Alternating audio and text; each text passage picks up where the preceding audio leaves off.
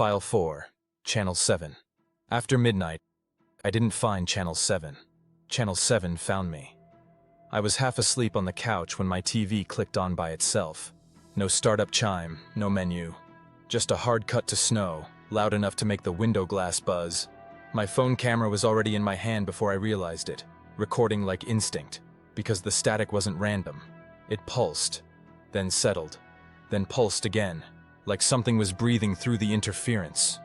And right under the hiss, buried so low you'd miss it if you weren't listening for it, a calm voice said, "Stay with the signal." I glanced at the clock, 12:07 a.m. The screen flickered once, and a number appeared in the corner like an old broadcast overlay. Channel 7. I tried to shut it off. The remote didn't work. The power button didn't work. The only thing that changed was the static getting quieter, like it was letting me think. Then the TV flashed a single frame. A streetlight, wet pavement, and the front of my building. It wasn't a photo. It wasn't a guess. It was my exact view outside. I went to the window and looked down. The street was there, glossy from old rain, and the same streetlight was humming, louder than it should have been. No cars, no voices, just that electrical hum, and the uneasy feeling that the neighborhood had been paused.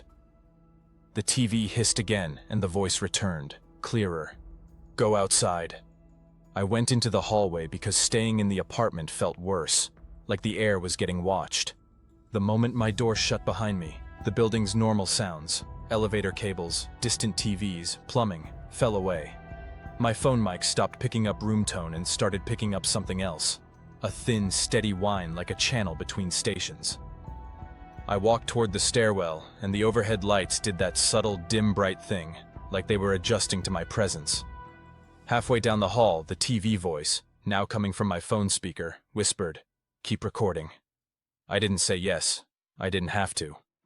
At the stairwell door, my phone screen glitched, just a blink, and for half a second, the camera feed showed what looked like the inside of the stairwell, from above me, like a ceiling camera angle.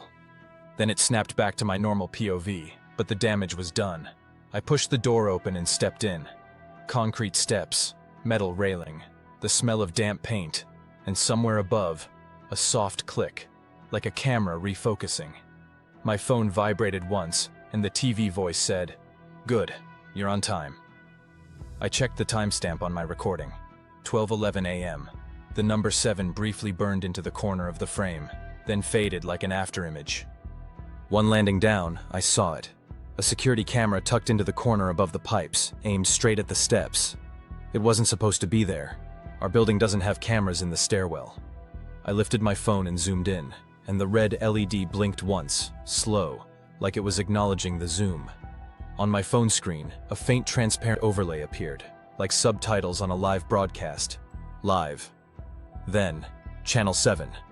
My stomach dropped. The channel wasn't playing a recording. It was broadcasting me, right now, to someone, somewhere, who wanted me in frame. I went down another flight, then another. The signage didn't make sense. Numbers repeating, arrows pointing the wrong way. And every time I tried to turn back, the lights behind me dimmed like the building was discouraging the idea. My phone kept catching tiny broadcast artifacts. A rolling line, a soft desync, a frame that looked slightly different than the one before it. I tested it. I stopped and held my phone still. The image stabilized, and the world behind the screen didn't. The railing on the left looked copied, like a texture pasted twice. The voice on Channel 7 whispered, "Don't fight the cut." My phone vibrated so hard it felt like it wanted to jump out of my hand, and the screen tore into static bands.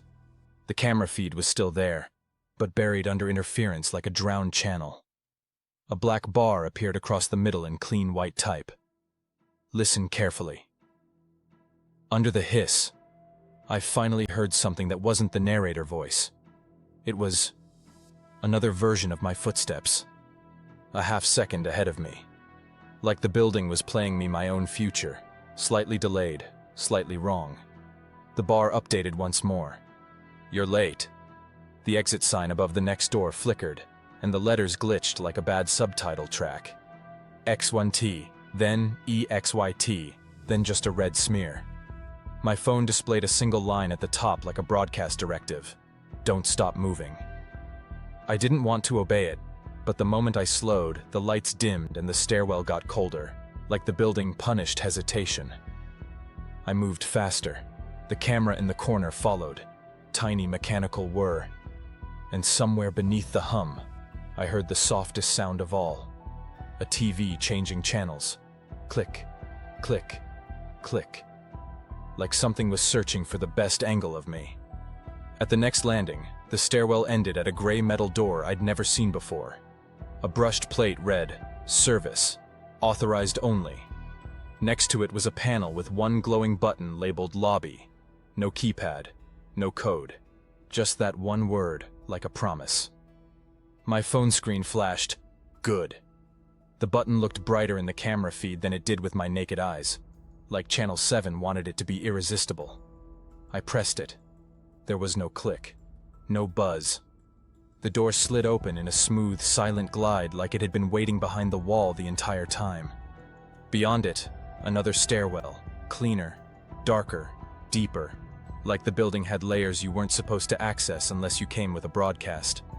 I went down 3 flights in that second stairwell and finally saw a wall marking L. I pushed through the door labeled "Lobby" and felt relief hit me so fast I almost laughed.